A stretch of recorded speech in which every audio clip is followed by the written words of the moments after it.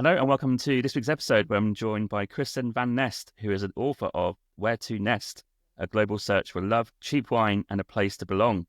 Kristen's journey spans over 40 countries and the book blends humour with insights on travel misadventures, dating dramas and finding belonging as a young professional abroad. We have some funny stories to come in for this episode and excited to hear about them. So Kristen, welcome to the show. How are you doing?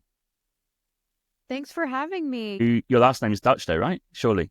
Yes, my last name's Dutch. My family moved to America when New York was New Amsterdam. Oh, But yes, so that was over 300 years ago, but whenever I meet Dutch people, they speak to me in Dutch. And I'm like, I don't know what you're like. I look Dutch, my name sounds Dutch, but I don't know what you're saying. And they're like, well, if you're Dutch origin, why don't you speak Dutch? And I'm like, it's been 300 years. yeah. We don't speak it at home anymore. But I think Europeans get annoyed with Americans saying they're from Ireland or they're Irish or they're Dutch or they're German. And they're like, well, okay, we'll speak to us in our own language. But it's like 300 years ago. So yeah, I think there's a bit of a weird vibe there. But I think Dutch is the closest to English though, isn't it? Apparently. Really? I'm not I don't know. I mean, I think it's similar to German and I know and Luxembourgish and like the Benelux region languages. Yeah. I speak fluent French and basic Spanish, and I feel like those are pretty similar to English or like the origins of it. Interesting. So you speak fluent French. How did that come about? I first lived in France when I was 16. Basically, my grandma was very concerned about my friend group in the US. So she was like, I will raise if you can raise half the money for you to spend a month living abroad, I will raise the other half.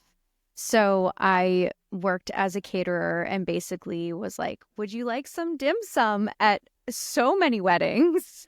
And raised my half. And then I studied abroad in Paris, living with a host family for a month at 16. And that's really where I got hooked. So that's where the travel junkie started.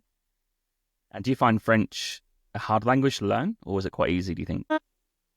I think once you get into the more advanced grammar, it's difficult, but the beginning and like having basic conversations, I don't think is that hard for an English speaker. It's when you get into more conjunctions and like past participle and things like that, where it's like my head hurts. Well, I think the French get annoyed at the English for coming across the channel and not speaking a word of French.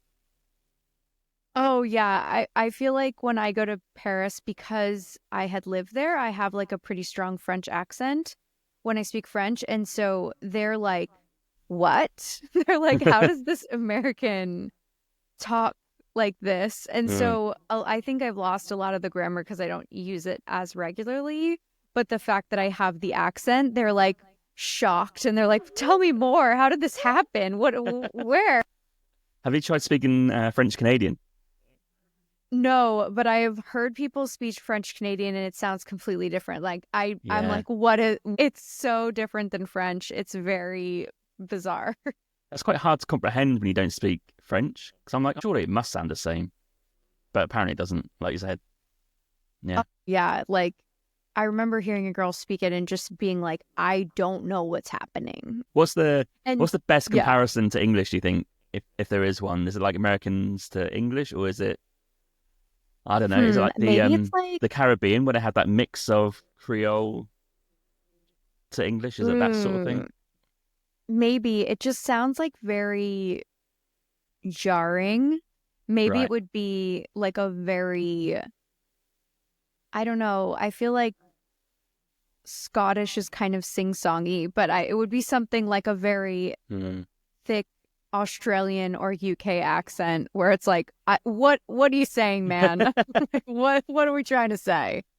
Fair. Something like that. Because my friend here, he lives in Quebec, but he is from Ontario, so he speaks English as his first language, but he learnt French. He's married to a French Canadian, so when they go to France, they understand him better than her. And it's just a weird complex, right? Considering that she's a fluent French speaking person. Yeah, maybe for you it would be like someone with like a thick Southern accent. Mm. Yeah. Even the Glaswegian accent in Scotland can be hard to understand. Like real thick Yeah. one. Maybe like that. Where you're like, I don't even know what you're Yeah. saying. Yeah, exactly. Okay. We're going to delve into some travel history as well. Where did you initially grow up, and when or if was there travel in your childhood? Was there a trip or something that maybe ignited a bit of wanderlust? Yeah, so I grew up in a very conservative town in the East Coast outside New York City. All of my friends voted for Trump. Fun in the first time, so that was a little bit strange. And second? But growing up, it was like a very conservative town, and it's a very wealthy town. My family wasn't wealthy, but my grandparents helped. Basically, they bought a small apartment near the town so that I could go to the public school system. So that's how I got to go to a really good school, but I was very like fish out of water experience because I didn't have what everyone around me had. And so then kind of when I traveled doing that trip that, my grandmother helped pay for half of it, I kind of like got out of that town and met people who lived all different ways, which the people in my town would probably not approve of. So it was kind of like, oh, wow, people like not everyone's a housewife. Like what, And then at that point, President Bush was in office. And so it was very interesting because, when you travel, like there's different degrees of like how much people hate America depending on who the president is. Yeah. So that was probably like, like I thought it was bad, but then, with Trump, there was a worse, which I didn't comprehend. So That was gonna be my point. the Obama period was like a great, hey, like we like you again. And I'm like, thank you. And then there's Trump, and it was like, yeah, I know. But who would have thought in the Bush era that there'd be someone that comes along who'd be worse or perceived as worse? You never thought that'd be possible given what happened in the Bush era, right? But yeah, this guy, he is strange. And we're talking today, and I know it's a bit politics, but who cares? I was like, if he gets in again, who is to blame? Is it the return voters who are not his hardcore supporters? So they may be like Republican Party voters, but can't bring themselves to not vote for them. Is it them because they're just putting in quotation mark party politics over actual what they might think be better for America? Or is it that people don't vote? Or who would be to blame? I don't know. I mean, from having friends who voted for him the first time, I think a lot of them, they thought that he was going to do things that he didn't do. He didn't accomplish anything that he promised. So I feel like a lot of people, when they were first talking, they hated Hillary, and they felt that he was smart and playing a game to win the election instead of just being a narcissist. Yeah. And so when he came into office and then didn't achieve everything, it was like, oh, no, he's not actually that smart. This wasn't a game so that he could win. It's just that he has a personality disorder. So I think a lot of them, and then with Biden, a lot of them were worried about his economic policies because a lot of them are not voting on social issues. They're voting on economy, low taxes, those kind of things. And they felt that that Biden was bad for the economy. But now that Biden's out of the picture, I'm a little bit more hopeful because I feel like they trust that Kamala is at least competent. Yes. And so they might not like her policies, but they don't think she's gonna steer the country in an extreme poor economic situation. Kind of like, where's the money at? How is this gonna impact my bottom line? Is a lot of, I think. And so I think for a lot of conservatives right now, they don't want to be a Democrat. They don't want to vote for a Democrat, but they don't want Trump because they don't feel that he fills many of the values, family, just character, like supporting small business. He doesn't really do any of that. And so I have a feeling a lot of them won't vote. Just won't And vote. so just won't vote. And so that's how I think maybe Kamala might win, because they'll be like, well, I'm not voting for her, but I'm not voting for him, so I'm just sitting this one out. Well, And that's what happened in UK politics, right? No one voted for the current party. Wasn't like even though they got a landslide, Labour, they didn't actually get that many more votes. It's just that people did not vote for the other side. Interesting. So it's a weird thing in your mind to think, oh yeah, they got such a big majority, but they didn't get any more votes. So what does that mean? It means the other half is spread out. So yeah, I guess that could happen again with this one, but yeah, crazy to see, right? I think from a Yeah, UK perspective, the economy thing is weird because we just see America's always having loads of jobs and always being okay. That's what we perceived it to be. I think a big question on our end for conservatives is not wanting a lot of regulation and not wanting a lot of tax. So the Conservative Party believes that you should tax at a state level, not a federal level. And so there's a big concern of like, okay, well, if they're going to pass these policies, is it going to actually hurt how much money I make? Yeah. And when I look at how much money I'm paying in taxes and I look at the roads outside my house and things like that, I'm like, why am I paying for this kind of attitude?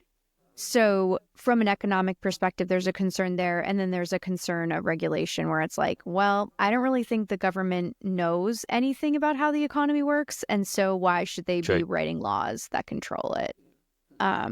So those are kind of like the big, like, how does it impact my family? Yeah. Kind of like view on it. From talking to my friends, I'd say that's how the conservatives kind of see it and get frustrated. And that's almost a fair point, especially with the roads and stuff, right? Just to finish on this little tangent, because you do look outside and when you look at your pay slip or whenever you do your taxes and you think nothing gets done. The lamp lights don't work or the roads have still got potholes, especially UK is really bad for this.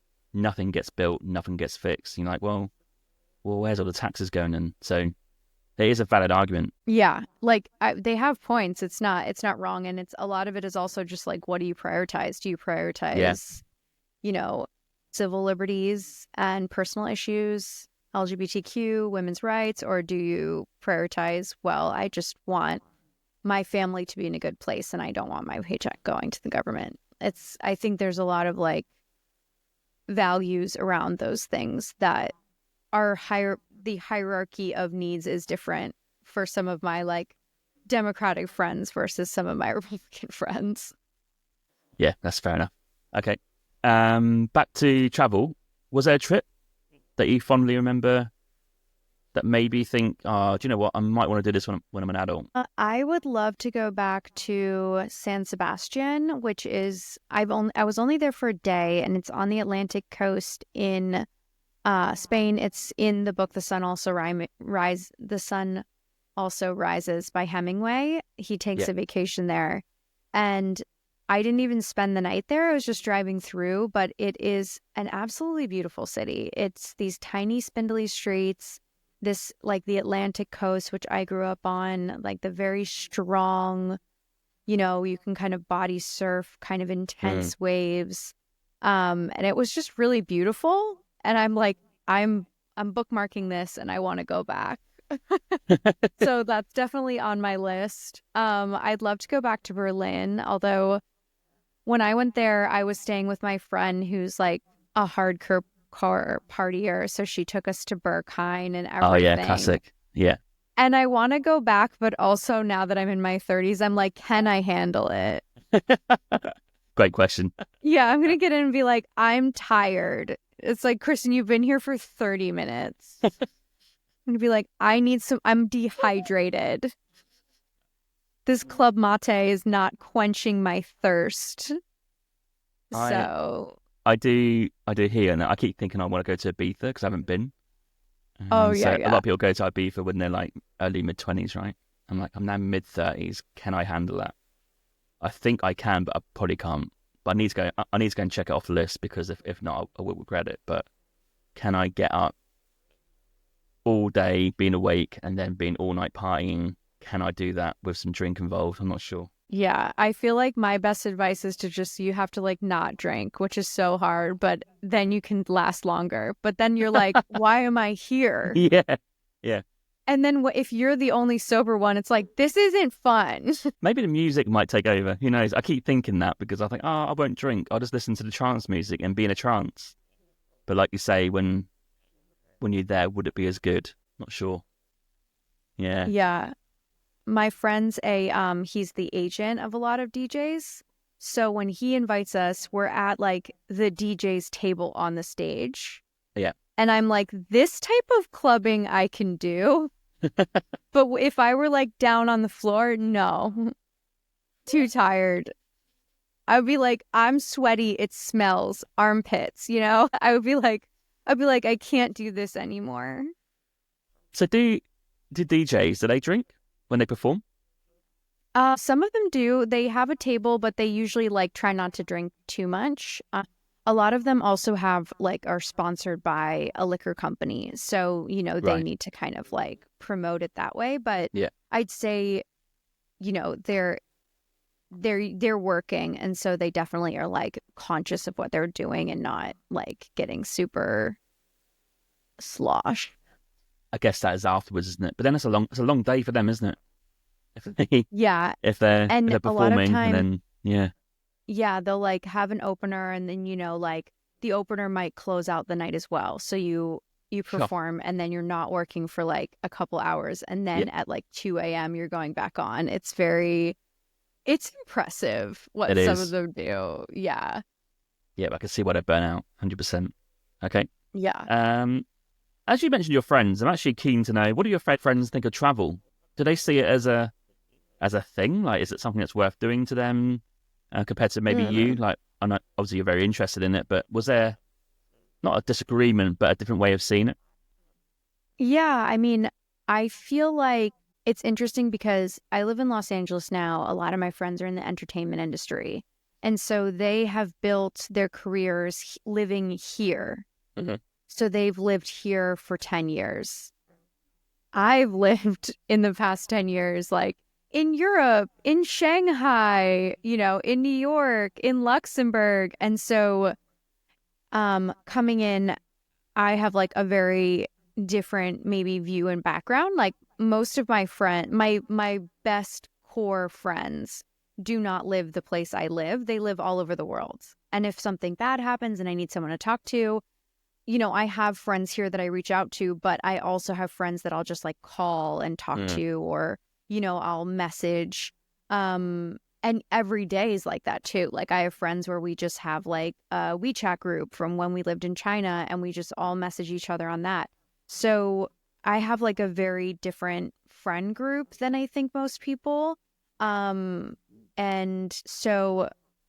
for me, like travel, because I've traveled so much, when I travel now, I'm not always like trying to fit everything in or like, you know, trying to do the touristy things. Like I'll be like, I've seen a temple. I don't need to see another one, you know, like I feel kind of bad sometimes, but I feel like at my level of traveling, I'm like, I want to see how people live. I want to try the local food. I want to experience what it's like to live another life, as opposed to like, I need to see another temple. Now, give me a place that I can pet capybaras like I just did in Japan. Like I'm in. I might be one of the very few adults and everyone else is a child, but like it is my mudang. It is my like internet celebrity and I like need to pet the capybara. So, you know, it's like a different level of like what you want to experience, I think, versus people who haven't traveled a lot and are like, I mean, they want to see everything that's happening. Well, for me, I'm like, I don't know if you feel this, but I'm like difficult and hard and easy to travel with because when you take transportation abroad, there are very common elements in everything, but in every country, there's like small things that are different. So when I go into a subway system compared to someone who hasn't traveled a lot, I like pretty quickly can figure out where we need to go faster than someone just because I'm used to, okay, this is how international travel systems work. Yeah. So I'm extremely confident in what I'm doing. But then there's a point where every country has their little thing. And then I'm like, no, we go this way. And it's completely wrong because it's just like slightly different in a way. So it can be kind of interesting traveling with people who haven't traveled a lot, because when you're in those like crunch times of like trying to meet a train or something, I'm like, oh, it works this way. And I'll like quickly go there and then look behind me and be like, have lost the people I'm with and be like, oh, okay, wait a second. So yeah, I think a lot of my friends love traveling, and here in Los Angeles, because of my background, I think that I have a lot of friends who are multicultural or who are immigrants or who spent time abroad. So my friend group is like very traveled compared to, I'd say, most people, just because we have kind of like those connections. And it's really fun because then when I go abroad, there's usually someone else it's either a friend from another part of my life or a friend from here. There's usually someone that I can meet up with and do things with. I realized I've traveled to Sweden and Seattle this year with a friend, and I was sitting having drinks with her in Sweden, and I was like, oh my gosh, I've traveled with you more than my own boyfriend because we've just been friends for so long that we always end up being like I had a trip to the UK and I was like, are you going to be in Sweden? And she was like, yes. So then we planned it. Or like, oh, I'm visiting our other friend in Seattle. Do you want to come up? And I'm like, of course. So it's kind of fun in that way, reconnecting with people and having this kind of like a global network that I can always meet up with. Yeah, that's very interesting, because I was going to ask, from your upbringing, are you still friends with those people that you grew up with? And if you are, what are their views on travel? It's very funny because the friends that I had in high school aren't really my friends now, but I'm friends with other people. So some of them have like moved abroad and things like that, or travel. And I feel like I've kept close to those friends. And then the others have kind of drifted away. And I think it's natural that in most situations, people stay near home their whole life. And so like they kind of have that. I think it's kind of strange because like now the next generation is growing up. So people that are my age are, you know, raising a family in a house that I used to like throw up in the bathroom of like high school parties, you know, like I'm like, oh, I know your bathroom way too well. And they're doing that and like having a family. Well, I'm like, I'm going to go to Japan for a couple of weeks. It's a very different life that I live. Yeah. But I think it's like both are great options. It's just really like what fits kind of the life you want. And like, for my work, I have my own copywriting business, so I can work freelance remote. So I just came back from 3 months of traveling. I was in Sweden, UK, London, Bath, and then I was home for 10 days. And then I was in Osaka, Kyoto, Busan, Seoul. Nice. And normally I don't travel that extensively for that long periods of time. And my cat had a breakdown, so I don't think I can do that again. But, you know, by design, I've created a life where I can do that. And so I think that's kind of, if I haven't had all this travel and if it wasn't so important to me, I wouldn't try and work my life out that way. Sure. Makes sense. Yeah. But I love it because, and my dream is to live 1 month every year somewhere else, which I've been doing for a couple years now. And the reason for that is because when you're in your one place all the time, you think in the bubble, right? You start absorbing all the views of everyone around you. You start believing truths that aren't necessarily true. And so I like to travel because then I'm reminded and grounded. And Los Angeles is also very vain and ridiculous. So it's like, okay, you don't have to be super hot and everything's going to be fine. You know, you kind of have to leave sometimes to be like, all right, I live in a crazy place. That like a smoothie to cure my like wrinkles on my forehead is not necessary to survive in this world. Everything's going to be fine. Yeah, different world, Los Angeles, definitely. I quite like it, actually. I can't imagine living there, but visiting's great. Just don't take the metro because it's a bit hairy, but yeah, the metro here is, yeah, sketchy. Yes. You mentioned there about traveling quite a bit. So what is your career journey now then? What do you do and how does that enable you to travel? Yeah, so now I'm an author and copywriter. So writing, I can write from anywhere. And then I guess in social, I do like comedic videos. And then with my copywriting business, I have like a lot of tech clients and I basically help them sell things online. So I'm writing web pages, SEO blog posts, social media posts, those kind of things to help businesses sell to other businesses. So I started doing that 7 years ago when I moved to Los Angeles. And before that, I used to work full time.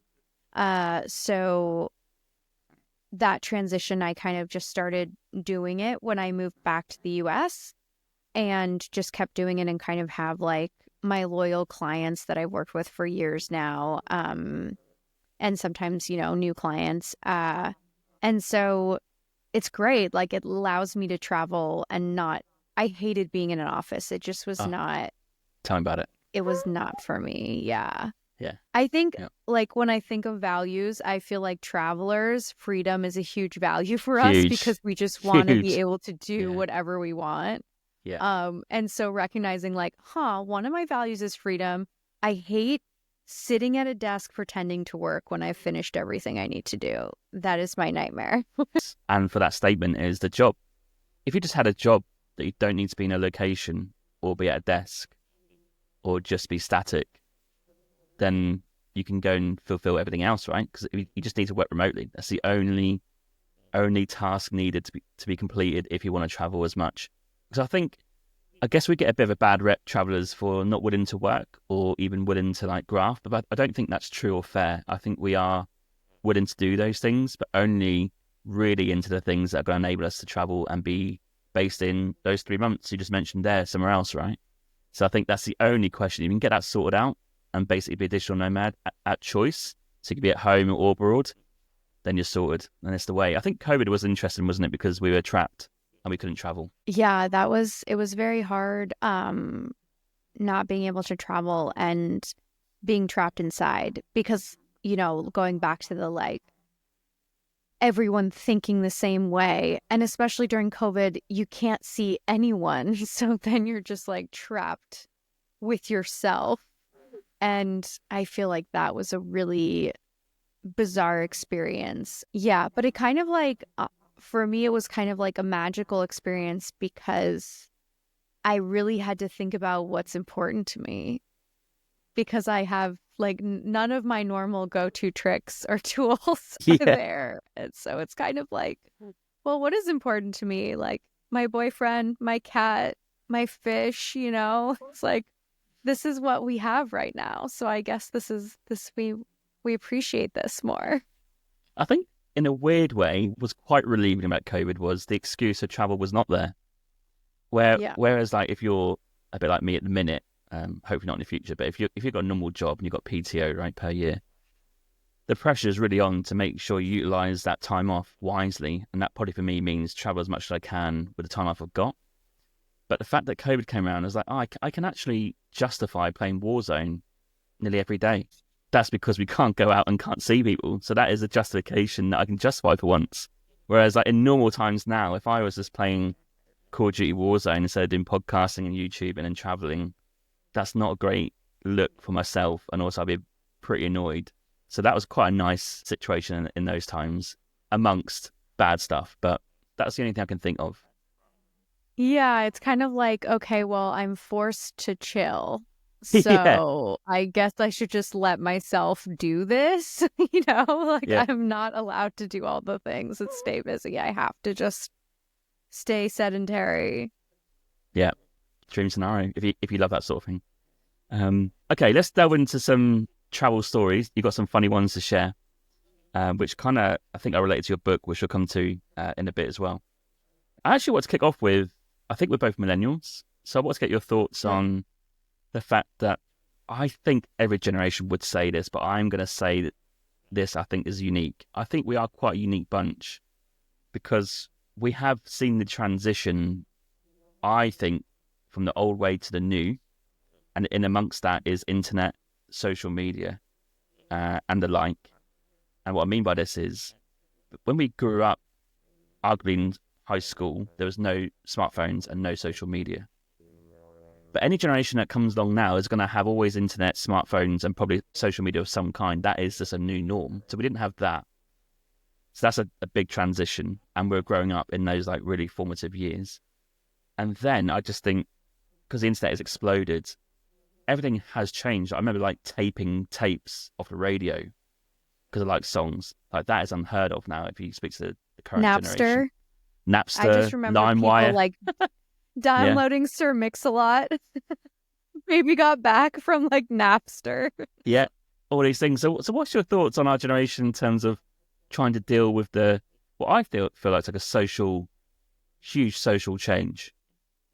Yeah, I feel like there have been so many changes for our generation, like all the recessions and everything. And that. At least where I am seeing kind of like we had the internet coming in, and now with AI coming in. And I think social media and I think COVID created a like huge transition in behavior. And so it's interesting because the U.S. economy is, quote, doing well right now because of 7 tech companies. NVIDIA is 11% of the stock market right now. So we're not in a, quote, recession. Yeah. But I have friends in journalism. They're losing their jobs. Why? Because we don't read newspapers anymore. Sure. We go and we watch someone on TikTok make a summary of a news article they read.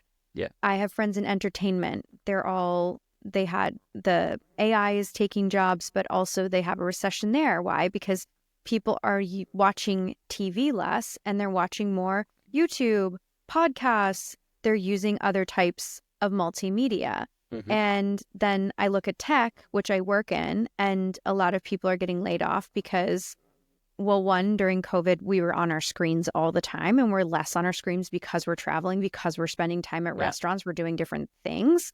But also AI is coming and they're transitioning from using like search engine to using AI, AI, the box that shows up at the top, or using social media.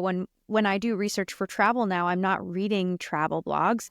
I'm going on Instagram and typing in the place and being like, ooh, that restaurant looks cool, And so I'm seeing social media and AI transforming the market right now, kind of how, like the internet did before. So like, I think where I am and like surrounded in my unique thing of journalism, tech, and entertainment, there's like another shift coming that a lot of people aren't ready for, and is like another situation where millennials are like, okay, we just figured things out. COVID just ended. I can like go to the office sometimes, I can finally go to restaurants again. And then this like huge other shift is happening. And it makes me very concerned for millennials, because we like also what our parents grew up with, like you can get a house, you can have kids. Like I don't feel like that's a reality for us economically. Very, very true. And so it's like, yeah, it's this weird thing where like the ideas that we were told that is like being an adult growing up, like is not being an adult now. And it's worth a question for our parents' generation, what they told us. So that what you just said, is that different to their parents? No, their parents would have told them the same. And both of those generations would have had that being a real possible outcome, right? Like a genuine real life thing. Whereas I guess where us and Gen Z is, we both have got no chance with buying a house. Yeah. I mean, that's the same thing. But I guess Gen Z have always grown up with internet or social media or smartphones, right? Where we didn't grow up with that. So that's like the big change, right? And yeah, we grew up in a recession to 2008, which hasn't happened since, but it feels like it's coming eventually. So they will deal with that as well. But they had COVID, so maybe that trades off. But I just feel like we're in that sort of real transition phase as well. And I also think the internet creates silos where when I talk about how we're using social media more, like social media, the algorithm serves you what you already want. Yeah. So what happens is that we're all suddenly seeing a world, like even if we're traveling, the world in front of us, that's the reality, the bubble that we live in, is a very specific siloed bubble. And so there are actually studies about dating and Gen Z.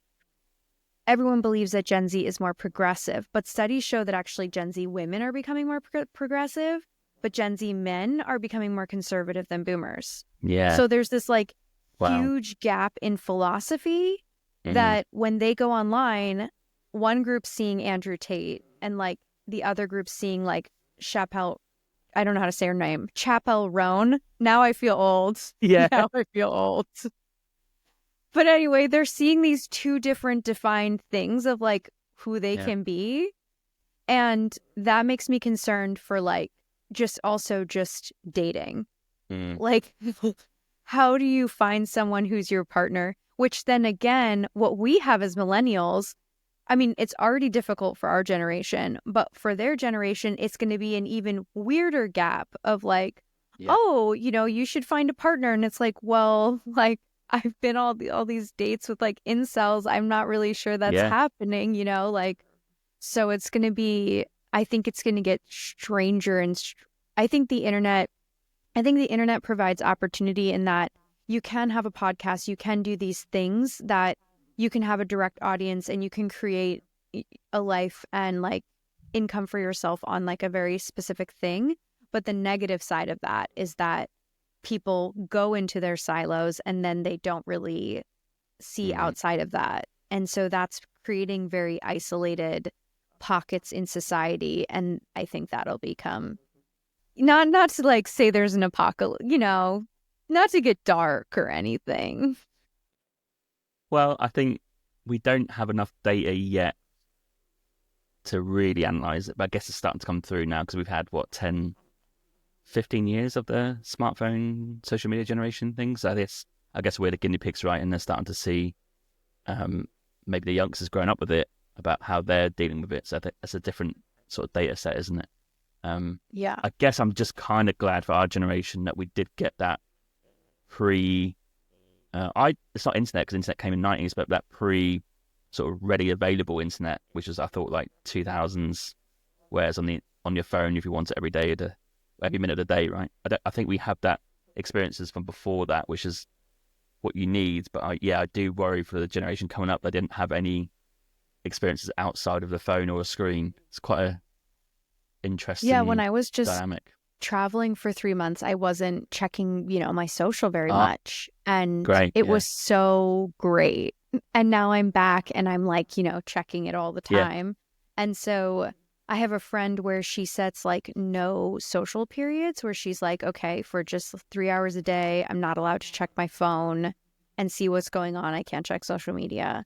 And I kind of want to do a test with myself to do that, to try and see, you know, does it improve my life if I'm not constantly checking in and don't feel like a constant FOMO of not being on my phone. So when you travel, how do you make sure you don't check your phone? Do you not get a SIM card? Like, do you rely on Wi-Fi? No, how do you do it? I couldn't. So I think it's more that I'm just like doing activities, so I'm not as involved. But I was thinking about, you know, how it changed. Like when I first traveled, I didn't have a smartphone. So before I would travel, I would have to look and I would take like a tourist map of the day I arrived. And then I would like plot out a walking tour of all the things that I would do. And then wherever I would eat would be like a place that I happened to stumble upon. And that's so different from today, where now I have a list of things I found on social media. I put them on a Google map. And then I don't like having the like like some people have an Excel spreadsheet with like every single. I hate that. I can't. Not for me. So what I like to do is I like to go to a neighborhood and walk around. So my Google map, if I have everything on it, I can be like, oh, okay, I want to do this one thing on the Google map. I'll go to this neighborhood and then I'll wander around that neighborhood. And I have other things I can do if I don't stumble upon something. But that's so different from when you had like a tourist map. And when you get lost, you're really lost. Well, And you have to go up to someone and be like, where am yeah, I? Like, help me. but that's good, right? Because I think it improves your skills. But I've got this trip coming up in November, right, where I'm dropping myself into El Salvador, and I think I probably will get a SIM card, an eSIM, probably.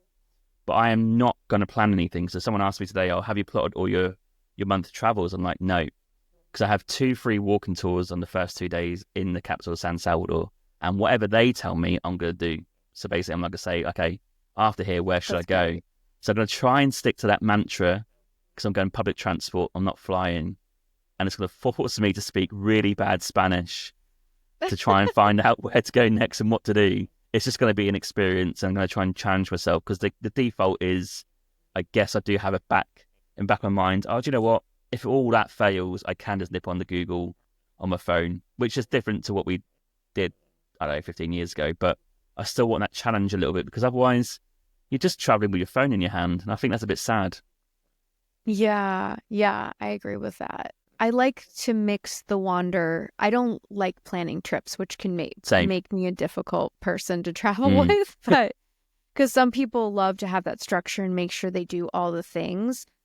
I kind of like being able to show up and have the city be like, this is what you're doing today, yeah, instead of having same. me have my whole plan. So it's funny, I was traveling, my first month traveling was by myself in Europe, and I've been to London a bunch of times because I Mm. cat sit for a friend there. So she's always like, do you want to cat sit for me? And I'm like, yes, we'll travel for cats. So it's my third time going to London, and this time I was like, I've really done everything that I want to do. Of course, there's more things to do, but I just kind of like spent my time living there, like Mhm. going to the local pub. I swam in the baths in Hampstead Heath.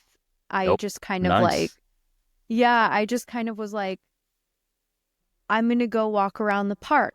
I'm going to go, get a lunch at a place nearby. And I really stayed in the neighborhood that my friend's home is in. And I loved it. It was amazing. And then I was traveling with my boyfriend in Asia, and he's a planner. So we were like, Okay. every day was like this and then this and then this and then this. And so it was like a completely different experience. And they're both lovely. It's just like a different way of traveling. Yeah. I think I am a planner only maybe if it's a real short time. I think because I've got a month coming up, I think that's enough time to be a bit loose because I know I've got to get to Mexico City by this date because I'm flying out. In between, anything could happen, but I just know I've got to get to Mexico City. But I think if you're just like a week somewhere, then you might as well plan it because it's such a finite time, right? So it's a different way of travel. I Yeah. guess it's the difference between slow and fast travel, I suppose. Yeah, I think now that I've traveled so much, I kind of love those longer trips because Yeah. then you're just kind of like falling into the life there versus figuring out where the grocery market is, figuring out, what you want for breakfast, what's the bakery. It's a different experience than wanting to try everything. Mm. Um, and I kind of it feels more like slipping into another life, which I kind of like that feeling. Yeah. Uh, Nothing really beats that if you can slip into local life because you feel like a bit of a local mhm. for once, right? Yeah. Yeah. Okay. Gonna go straight into this one then. So how did you nearly get murdered by a lover while skiing in Switzerland? Yes. So I was visiting a guy there, and we ended up going on a ski trip, and he was like, come, like, you should try this off-piste trail. And I'm like, okay, sure. Like, I'm attracted to him. My brain's only half working. And so then I follow him. And next thing you know, I'm looking and it's like a 45-degree angle. And I Right. can't go back. And he keeps skiing down. I like stop. I'm like frozen, like, what? And he's like, you won't learn, like, you'll learn by falling. And I'm like, oh, yeah, but if I ski too much to the left, I'm falling off a cliff. This isn't like falling on black ice and like dying. So I was like, still trying to be cute, but I was like, this is over. I'm done. I'm not even trying anymore. So I just like rolled like a sack of potatoes down the hill. And he was like, it's not safe if your feet first. And I was like, I don't care. I'm not skiing. I'm not going left and right where both are death. I am just like a sack of potatoes rolling down this thing. And so I was very angry after that. I was like, but it's fine. I survived. But I was pretty upset. I was like, you tried to kill me. Don't even play. This isn't like fun. This was like near death. This was murder on an off-piste trail. No one's going to find my body. Sure. Just frozen there in the snow. Yeah. So don't trust people. You got to ski with close friends, I think is the lesson here. Yeah, close friends and probably no dates on skiing trips because No. I find skiing terrifying. You won't catch me doing that. And off-piste as well. Crikey. Yeah. Yeah. Are you quite a competent skier though? I haven't skied in a while. I'm probably pretty moderate. Okay. But I've skied. That was in Andermatt in Switzerland outside Zurich. I've skied in Vail. I learned to ski on the East Coast in Vermont, which is just basically ice. It's just, it's not this. And I've skied outside. Whenever people go to Tokyo, I'm like, if you are a skier, an hour outside Tokyo, there are mountains that you can ski in. I'm blanking on the name, but I did it on a trip with my brother one time, and it was just fresh powder, like just magical. Yeah. And you go into just like anywhere you go into the ski lodge, you drink a Sapporo. Like, I really want to do that again, as like a fun Japan trip. So if you like to ski and you're ever near Tokyo, you don't have to go. There are better mountains like far, like I think Niseko they're called. There are better mountains like far out in Japan, but you don't need to do that to just do some skiing there. Nice. I guess the guy in Switzerland, he must have known you can ski. He wasn't just saying it off. Because I was like, cool. I'm from the East Coast. I go to Vermont, blah, blah, blah, blah, blah. And I'm like, okay, but I'm green blue trails. We're not doing black off-piste. Like, I did not say that I could do that. I didn't try and overplay my hand. Sure. Okay. Right. But he was just like, this is how you learn. And I was like, no, this is called toxic parenting. And that's not what I signed up for. Bloody hell. Yeah. Just an interesting decision by him, actually. Yeah. Interesting. Okay. Slightly different story. Navigating Greece during a banking crisis. Got some questions here that I just kind of comprehend it. So you're in Greece, just traveling around, I guess, doing the normal stuff, and an actual banking crisis happens. What is it actually like on the streets? Is that carnage? Is it panic? Do the ATMs not work? Can you not get cash? Can you not access your own money? Like, what's the feelings? Basically I planned a trip to Greece, months in advance. And then Brexit happened. And so before I went there, I had to go to like my bank in Shanghai because I was living in Shanghai. And I was like, I need to take out euros because I'm going to Greece. And the banker was like, why? And I was like, because I planned this trip months ago. And it was a couple of days before I was doing a yachting trip, which is one of my favorite chapters in my book. I spent a week yachting from Greece to Montenegro, but I'm a value shopper, so I found the affordable yachting thing, which was run by a charity out of mid-20s guys from Florida. So it was all Floridians on this boat. It was an interesting experience. But anyway, so I couldn't miss that. So I was like a couple days in Athens alone. That happened to literally be when the banking crisis hit. So all the banks were shut down. You couldn't withdraw money. I think you could withdraw like 60 euros a day or something like really minuscule. Yeah. So I definitely didn't go outside at night because there were like riot police and everything like that. I made sure that I was home before it got dark because I was just like, I don't know what's happening here. But it was kind of strange, and I don't know if the word's beautiful, but everyone was just kind of like, well, we're all in this together. And so it was like this very weird, ominous feeling over the city where people are lined up outside ATMs. I tried to pay for the train, and then this like 10-year-old had the best time telling me I'm an idiot. He's like, any chance to tell an adult they're an idiot. He's like, you don't pay, the banks don't work. I'm like, oh. So it was a very it was kind of beautiful seeing how this city was just like, well, here we are. Like, we're all dealing with this together. But it was definitely strange. There was lots of like Euro equals swastika kind of like things being drawn, like a lot of like anti-German sentiment at the time. And yeah, it was very, lots of private security everywhere. It just like everything felt off. I needed to buy like, a cord because I forgot a cord for my phone. And I try to give them, cash at the store, and then they're supposed to give me change. But like they open the till and there's no change. And then they like open their wallet and I'm like, am I causing problems by asking this person to go into their personal stash of change? So it was very interesting. And I'm just glad that Greece was able to get through that. Well, I think now they are, the fastest growing economy in the rich countries in Europe, right? So I think wow, I had really no turned idea. it around. Yeah, I think this year and last year they're really motoring at the minute. So I think it's kind of really gone the other way. I think them in Portugal were in real trouble, but I think they kind of switched it now. And they've wow, that's got some great. decent politicians, and especially in the Greeks, they're starting to pay tax, which I don't think they paid much around the time that you went. So yeah, I don't think they can complain too much then. But yeah, someone just said that they don't collect taxes that well. So the fact that the 10-year-old was like, yeah, the banks don't work. Yeah, they don't do anything. That's why they got no money. Yeah. Yeah, that's a fact that you should be concerned. A 10-year-old's not going to be concerned, but like that's where like you're in the bubble. You're like, the banks just don't work. And it's like to someone else, they're like, wait, what? Say it again. Don't work. Makes you laugh. I guess another weird feeling is if it happens again, this happened in the UK actually, a bank went bankrupt and ceased trading, right?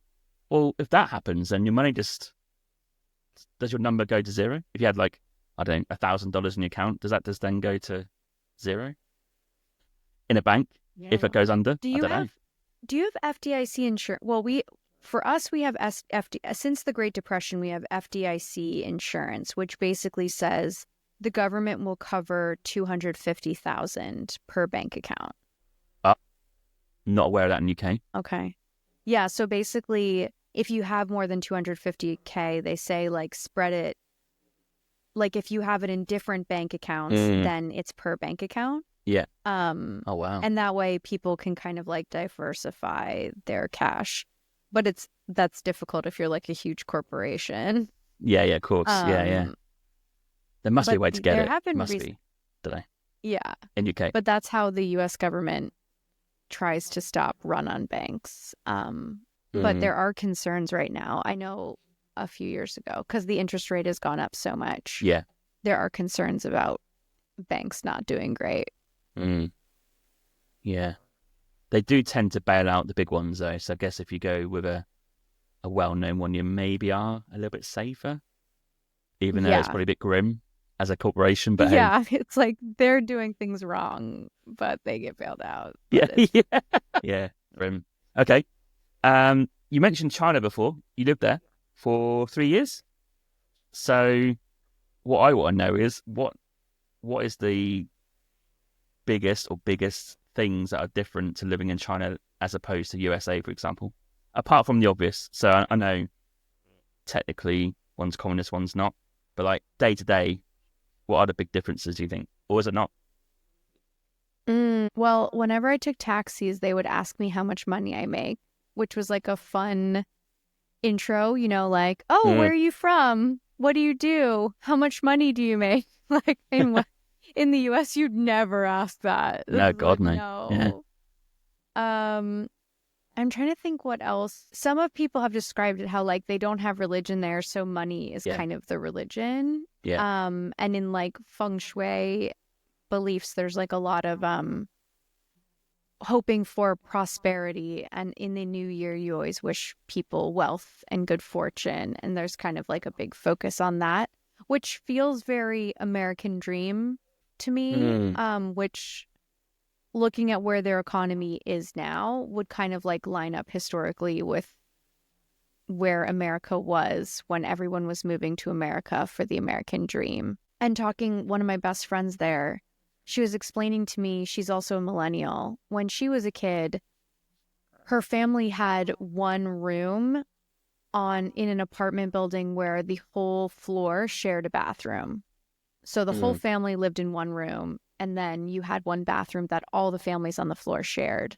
And when I saw her, she was in her late 20s, she had a 1-bedroom with her mother where her mother and her shared the bed, and they had their own bathroom.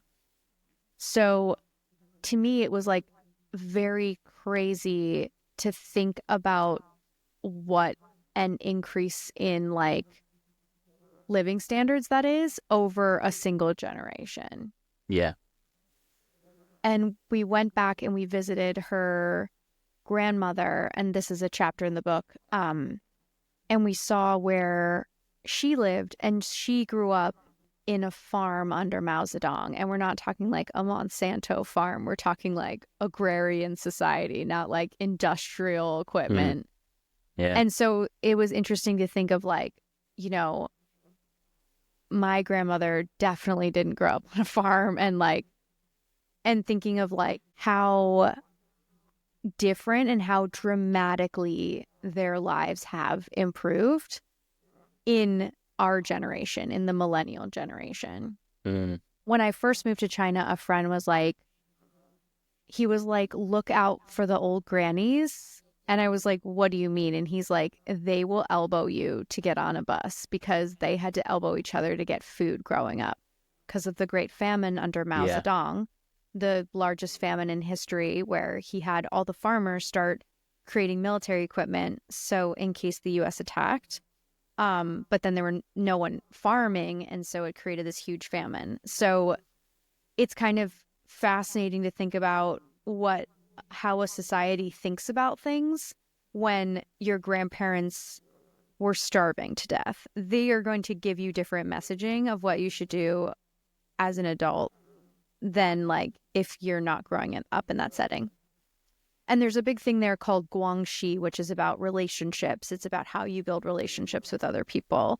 And there's a lot of scandals, like they were putting plasticizer in baby food, which is why they don't trust a lot of Chinese people don't trust Chinese food, because they were putting plasticizer in baby food to increase the protein level to make it seem like it was more quality, but then children were dying. So it's like, how does something like that happen? And the way that it was described to me, which again, I'm not Chinese, this is how it was explained to me though, was that there's a big focus on the family unit. And so if you grow up in a situation where people are starving to death, you put the family unit first. So it's like, how can I protect my family? And I'm not thinking about other families. I'm not thinking about other people. I'm thinking about helping my family. While in Western culture, we're a little more singular, where we're like, I'm thinking about myself. Yeah, absolutely. What am I doing for myself? So it's just kind of fascinating how quickly their society has developed, and how you think about your government if your government is bringing you such extreme increase in living standards. A lot of times, like with the one-child policy, I'd be like, well, how do you feel about how you can only have one kid? And they would say to me, they would be like, well, there's not enough doctors for when you give birth for if you're sick. So the government's protecting me by making sure that the population doesn't grow too big. And so if you think about it from like a family level, you're like, oh, the government is caring about me. But if you think about it from a singular level of like a Western culture, you're like, well, the government's taking my rights. Isn't it so interesting that you mentioned the grandparents there, where it feels like USA, UK are probably the same here, right? Where it feels like it's getting slightly worse. So the fact that our parents and then their parents can get like a reasonably normal job, nothing too crazy, just normal, and that is enough for them to live comfortably and buy a house and just be what we conceive as normal, and they can have a few kids, and it's, you know, everything's just normal there. Yet we've got to our generation where housing is impossible, no one's having kids because they can't afford it, and now this goes into a generation below us where it seems even more impossible. So it's getting worse. Yet those guys in China, I think, well, now it's got massively better, as what you just described there, from the grandparents to the parents to the generation now, right? and even their kids are going to be, I assume, better off than them as well, right? So we're kind of going in Yeah. these like weird I directions, didn't, aren't we? yeah, I never really thought about that, but that's so interesting.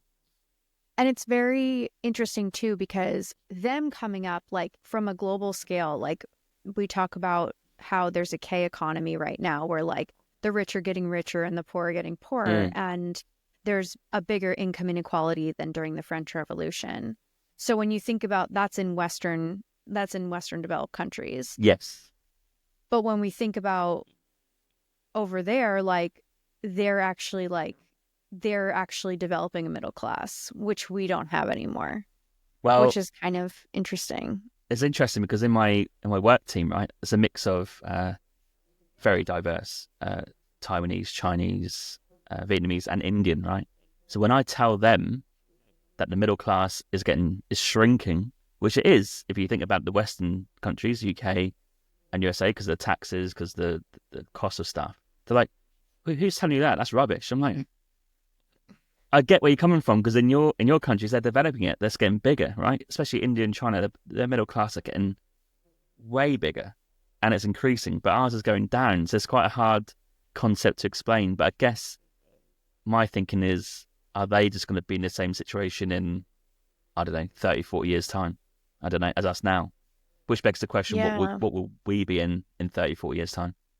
But Yeah. yeah, And tying that into travel, it's very strange for me right now because I like literally coming from LA, going to London, I'm like, oh my gosh, it's so affordable here. And people are like, you think like everyone's like, you think London is affordable. Are you okay? So it's like very strange because when I travel like Japan, because their exchange rate right now is like yeah, so affordable. yeah, And so it's very weird. And I'm kind of grappling with this situation where like my home base is so expensive that I don't really want to spend, if I'm looking at like bang for my buck, I don't really want to spend money when I'm home. I mm, only want to spend it when I travel. And so it's yeah. this like kind of weird thing that I'm grappling with right now of like, why am I choosing to live in this very, very expensive city? Yeah, same as Vancouver, Why? right? And I don't know. Yeah, it's crazy here. Yeah, because my yeah, it's a weird one. My friend came to visit a few weeks ago, and he's like, "Oh, it's not too bad here." I'm like, "Oh, isn't it?" But he's not from London. He lives in Norwich, right?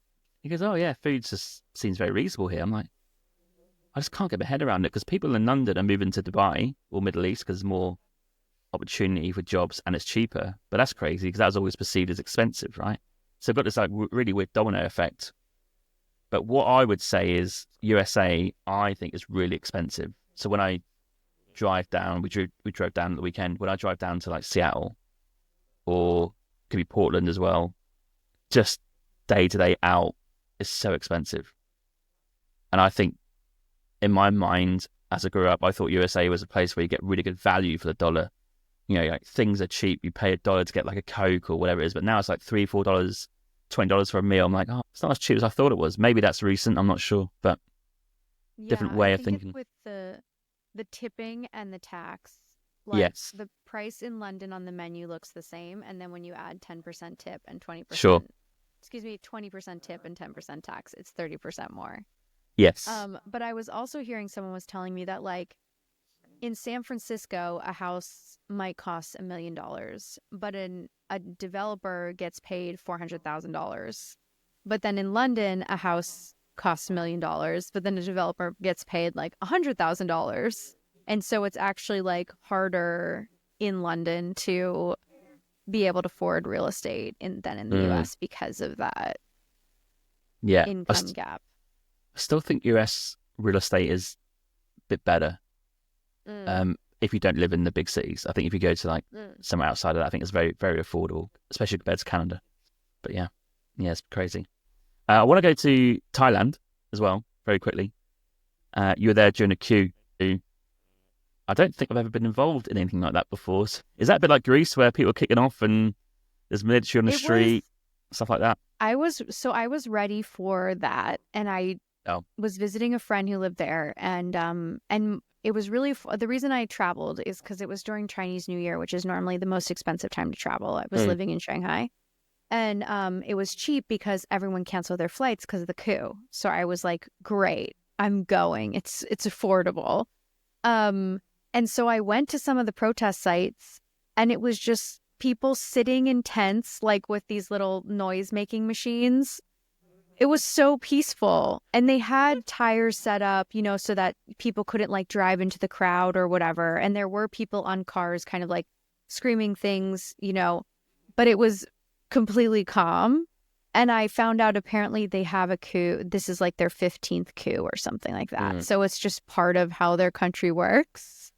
And so it was like not eventful at all, which is a good thing. But I was like I was like, I'm not going to tell my friend, and I'm just going to go to the, protest site and just kind of walk around just to see what it's like.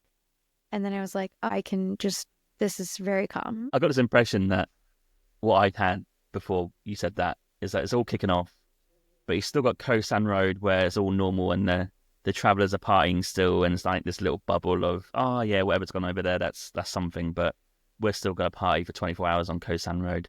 Had a sort of image that's like kind of business as usual.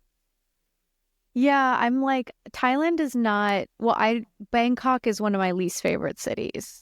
Least?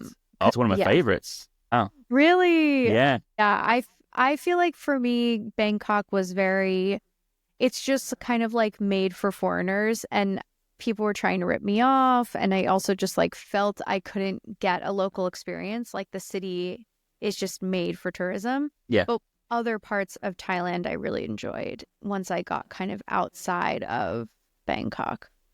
Yeah, I don't think I disliked any place in Thailand. Maybe Koh Phi Phi is just a party place. I mean, I can't imagine you stay there that long. Maybe there's bits on the outside of it where it's a bit more idyllic, but that's a pretty crazy place. And obviously Koh Phangan, Koh Tao are well known.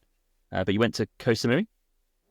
I went to Koh Samet, and that's it. Yeah, so I haven't been to Koh Samui. I want to do more Thailand. I haven't done a lot of Thailand, but I did like a weekend trip, which is a chapter in the book, to one of the islands off of Bangkok. And getting out of the city, I was like, oh, this is amazing. It's beautiful, it picturesque.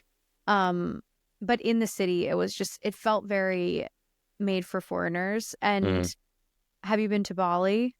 Oh, can't stand Bali. Yeah, I've been. Because I was in Bali, and it's like raw vegan, blah, blah, blah. I'm like, these restaurants are more catered to like white people preferences than Los Angeles. I'm like, there are more gluten-free menus here than in LA. What is happening? I need to be careful because people keep asking me every episode, oh, do you like Bali? I'm like, no. I keep saying it, so I need to probably be a bit careful. But yeah, I probably need to go back. But then what am I expecting? Because I went 10 years ago and it's bad then, or 11 years ago. So it's probably going to be even more worse now, right? With digital nomads being based there full time, and you've got these communities of non-Balinese there, and surely it's worse. Yeah, when I was there last year, and I mean, the scuba diving is amazing. And I actually have a friend who lives there. He lives in a hotel year round there. Oh, wow. Okay. Yeah. And, he has his own life and he's kind of integrated. He's not fully in the expat scene, but it's interesting. Yeah, like, because all the digital nomads who are like sports enthusiasts, yoga instructors, whatever, because they're all there, then it's like catering to this market. And so it doesn't feel local in a lot of places. It feels like you're just taking Los Angeles and like putting it in Bali. And so that part I didn't like very much. Yeah, I think it's the extreme of, what's it called, where you sort of take over a place. God, the word escapes me. But yeah, I guess... Infestation? Yeah, infestation. What's the word when... Gentrification, right? I guess that's what I'm trying to think of. Yeah. Where it sort of gets taken over, but infestation is probably a better word. Okay, got a few more quick questions, then we go to your book. And what type of traveller are you? Are you backpacker, mid-range, or luxury? I'd say I'm mid-range. I like to stay in very affordable hotels so that I can spend all of my money on food. But my tip is I prefer Michelin Gourmand versus like a Michelin, because a Michelin star or whatever usually gets expensive, and you're Yeah. eating in like a nice place that you're kind of like, thank you. You know, there's like 5 people who are like, how are you doing? Are you having a good time? It's like, okay, this is like stressful. But my rec is I love Michelin Gourmand because the gourmand ranking is just really good food, but not necessarily a nice atmosphere. So I went to one in Singapore, for example. It was West African food, and it was snails and things like that. And it was some of the best food I've ever had, but it was cafeteria style. So you're literally like the other people there, this is their lunch break. And so it feels so much more authentic, and you're getting really good food. And so you're paying for quality food, but you're not paying for an experience or overpriced. And it's like a local spot that just is excellent at what they do. Okay. And how do you keep your budget to a fairly cool minimum? You know, not too cheap, but like mid-range to budget. How do you keep it in that range? I take public transportation everywhere, which usually there's like a week pass or something like that in most countries, which is great. And, you know, it'll take half an hour to get places, but you're also like experiencing the city. Yeah. And if you're hungry or whatever, you just, you know, go to like a Family Mart or little convenience store, and it's kind of fun to try those foods as well and kind of see what is just the quick snack that you can grab. So public transportation, cheap hotels, and then, yeah, for food, I'll probably get like one restaurant that's really like one Michelin that I'll book in advance to try and taste like the really premiere of the local food. And then the rest of my things I'm looking for, like what are the local spots. And it's funny, like I've been to fancy restaurants where I'm like, this isn't as good as like a bowl of ramen or like fried Absolutely. chicken. Yeah, Like yeah. when people Yeah. come to LA, they're like, what should I eat? I'm like, there's so many good fried chicken places, because the best chefs from around the world have come to LA, and they realize they don't make as much having these like fancy restaurants. They actually make more just creating like a really good chicken sandwich or some kind of like, you know, fast casual. And so sometimes those foods are better than going to the really fancy Italian restaurant or whatever. Yeah, I think you can't beat a street food curry or ramen, Yeah. right? Just can't beat it. Yeah. Okay, we're going to go to your book, Where to Nest. Interesting title. A global search for love, cheap wine, and a place to belong. So, first of all, can you tell the people who are listening and watching the premise of the book? And is it more about what we discussed today, but I guess more stories and real life scenarios? Yeah, so it's about a search for belonging, so very much like what makes a place a home. And I think what's unique about my book is it's not a travel book of like, here is me on vacation. Some of the chapters are vacation, like Grexit or the government coup. The government coup one, well, it's also, I'll say, it's stories about life, and it's really for millennials. So the Thailand government coup chapter, the coup's going on while I'm visiting a friend who's like used to be one of my best friends, and we kind of have like a friend breakup. Oh, Yeah. So that's there's interesting. like the stories are very much about being a millennial and dealing with the things that we've dealt with, but some of them are life situations and some of them are travel situations, but all of them are happening while I'm abroad. So I have a chapter, we talked about politics, where I'm watching the election results come in and discovering that Trump's won, while, you know, all of these expats who are very pretty much all Democrats, are at a brunch together, so excited to see their candidate win, and that does not happen, and kind of dealing with that together. So there's a lot of kind of like living through big moments and dealing with issues that millennials deal with about adulting and growing up. Like, do I want to have kids? Like, what do I want? Those kind of questions. But discovering my personal answers to those while living all over the world or traveling all over the world. So it's a lot of fun stories from all over the world, and it's a fun read. There are dark chapters, but it's overall a fun read. And if If you find my voice annoying, don't do this. But the audiobook I read myself. Okay, nice one. Yeah, So if you yeah. find my voice not annoying, I like that as an option because I'm telling the jokes in the way that they were written, because I Sure. do stand up and improv. So it's Yeah. like performing it the way I want it to be put. So if you like that, or if you like listening to terrible accents, I do a lot of really Oh, bad accents. impressions. Yes. Interesting. Yeah, so I think what again, I don't want to harp back to what you said before, but I think for our generation, millennials, the travel and life thing is very interesting because of all the things we discussed about the transition, right? Whereas, yeah, I guess if you're a Gen Z traveling now, as opposed to in 10 years, I don't think it's a bigger thing or jump in society. I just don't see that. But if you traveled in 2005 to 2015, you've done 1 year trip and both those years, they're so different just because of the way society is built at that, in those points, right? So I always talk about 2013 because when I first went on a big trip, and it was before smartphones, and it was like logging into a computer at a hostel and trying to kind of remember my Facebook password and give an update where I was. But it was still a map and a book and asking the hostel owners, where should I go next? How do you get to the border? Where do you get this bus? Still very much more raw, I guess, as a travel experience. Oh yeah, I remembered like every Starbucks. It's like I'm not here because I want Yeah, Starbucks. I know what Starbucks tastes like, but they have free Wi-Fi Wi-Fi. and Yeah. I don't know how to get where I need to go next. So I guess I'm getting a latte from Starbucks as I sort this out.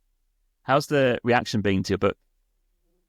Good, good. I feel like a lot of millennials relate to it. That seems to be the audience that enjoys it the most is because it addresses a lot of things, like it starts with me being like, well, I want a house, I want a career, I want all Mm. these things that I was told you're supposed to want. And then it kind of ends with me being like, well, I've created this unique life that works for me and makes me happy, but is completely not what I was told is being an adult. So what age does that range for you in that book?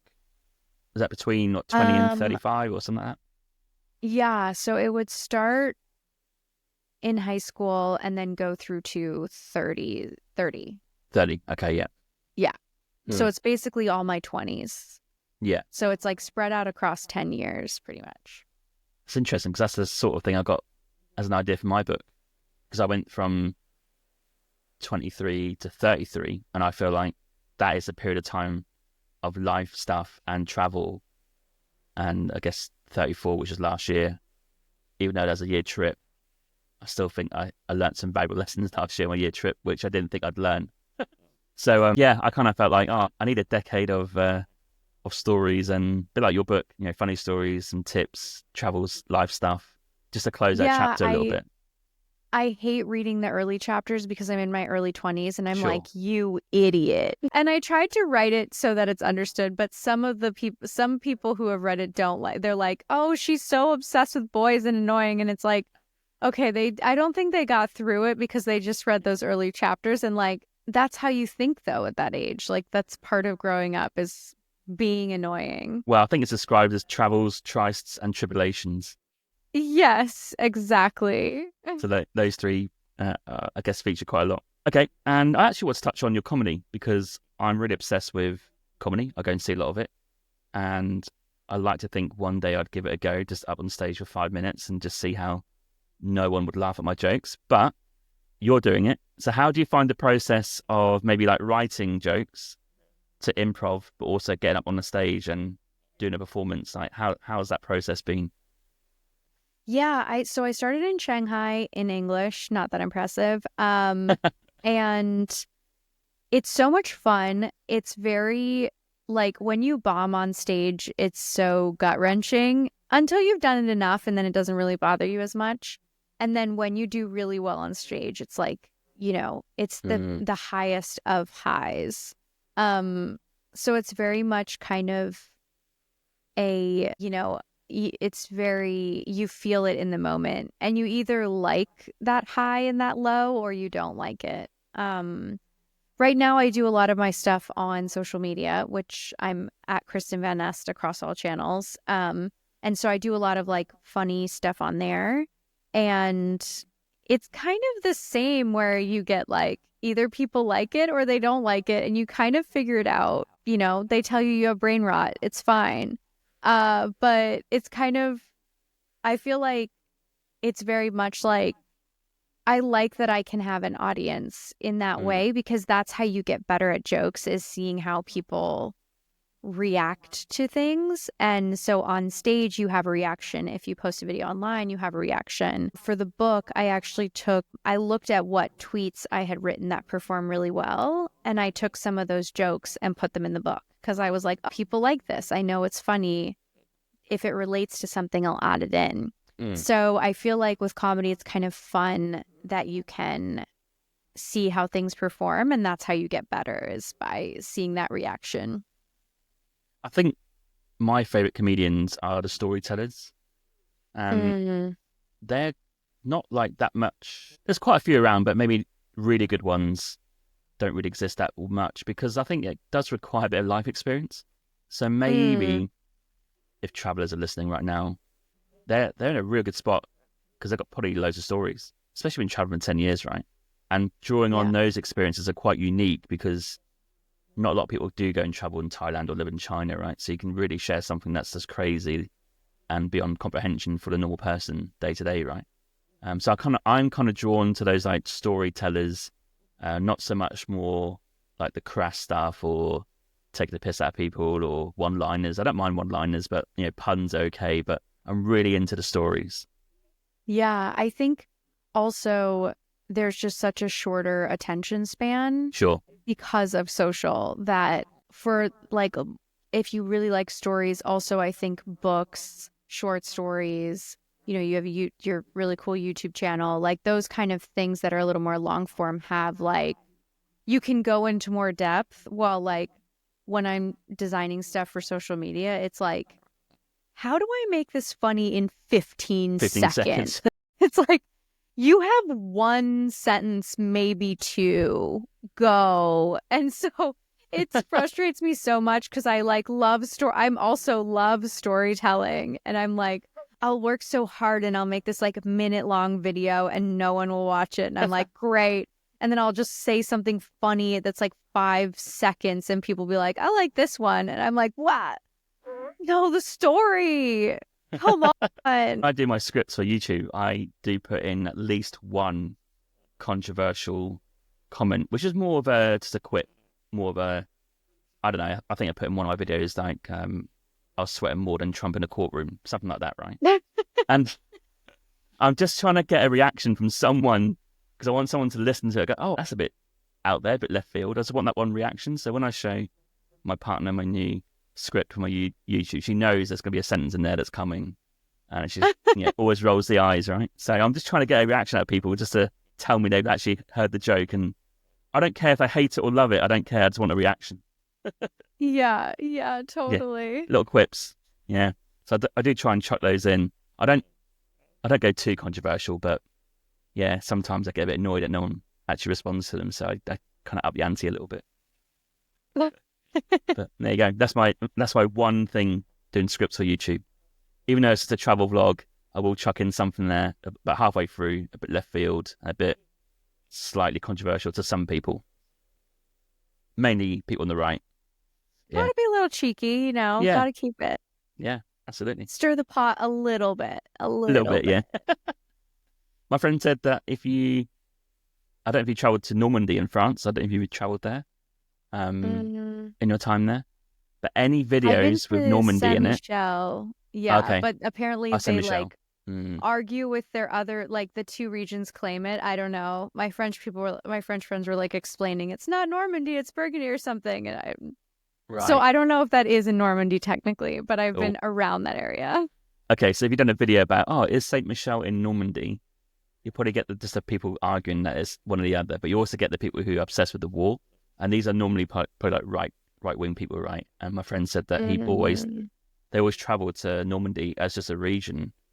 Every time he puts a video up, even though he's not saying anything controversial, there's always comments coming in the section about Normandy and D-Day and stuff like that. So there are certain areas of the world that does garner a bit of attention if you want to get that sort of attention.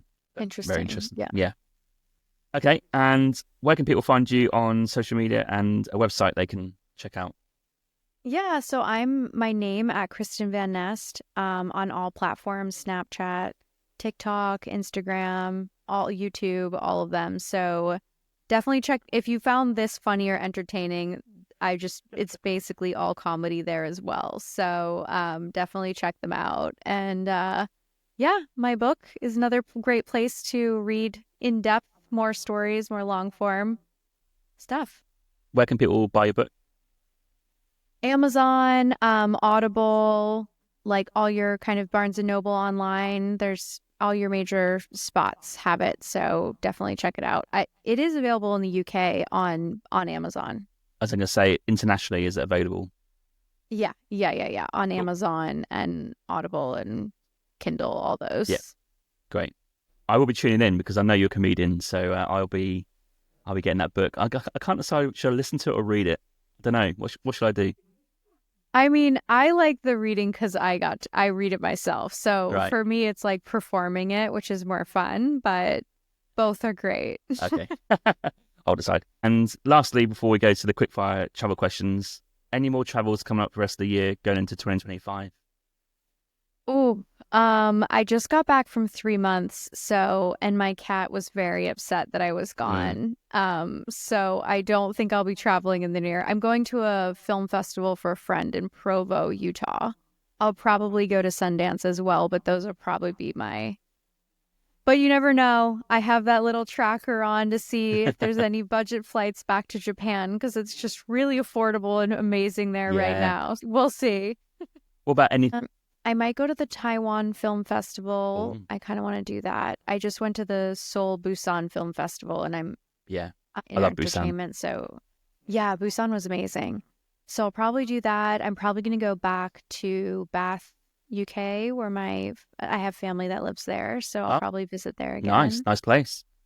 Yeah. And we'll see. I'm not sure yet. I haven't booked out yet.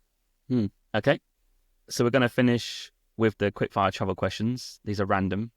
Well, they're actually the same every week if you're listening, but they're new to you. So just like favorite things worldwide, different subjects. We covered some of them today anyway. But let's start with. Actually, I know how many countries have you traveled to? Do you know exactly?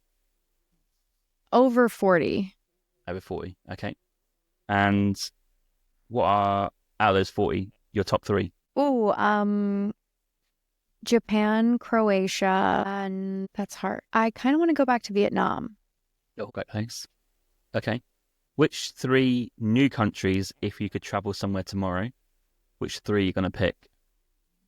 Argentina, I've heard great things about. I really want to go. Colombia, I've heard great things about. And maybe Cambodia, because I haven't been to Cambodia yet. Okay. And if you could live somewhere for a year that's not your home country, I'm probably going to rule out China as well because you live there. Where would you live? Japan again. I Okay. mean, it's just really affordable right now. It's so beautiful. The foods, their level of focusing on quality Yeah, it's different is level. just unmatched. And I Yeah. feel like it's really beautiful seeing people who just love craft and artisanship. And so I think I would want to do that. Okay.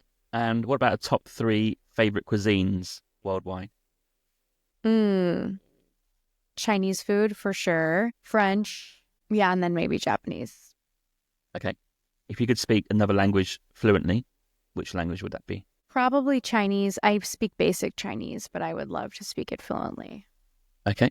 Are you sunrise or sunset? Ooh, sunrise because it's just very quiet and peaceful and no one's around.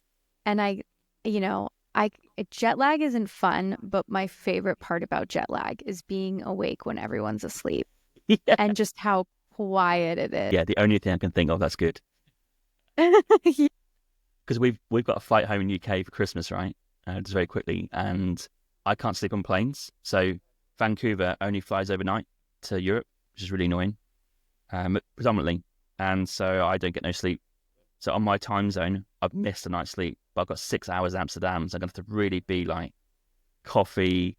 But I think because it's a new place, I've never been to Amsterdam, unbelievably, I think I can get through it. But yeah, when you've got jet lag at 3 a.m., and you just wander out and no one's there. Yeah, it's pretty magical thinking about it. Mm. Okay, and what was I going to do next? Landmark. Do you have a favorite one, man-made or nature? I've gone cave diving in China, and I don't know the name of where I went, but it's the nature there when you get off the beaten path, which is extremely difficult because the country is not made for tourists. Mm-hmm.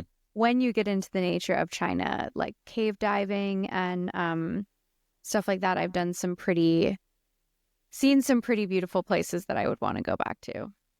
Okay. And what about a place that you traveled to? You might mention this earlier, but I'll go for it anyway, that you didn't like. Bangkok. Anywhere else? Hoboken. I don't know. Oh, Not a Jersey girl, but I'm from Connecticut. We have like a rivalry, so. Okay. You're not from Darien, are you? Darien? Darien is my rival town. Oh, that's where I'm so that's where I impressed camped you know overnight. that. Yeah. That is like my town's arch nemesis is Darien. So what is your town next to it then? New Canaan. Near Canaan. Is that towards New York or away from it?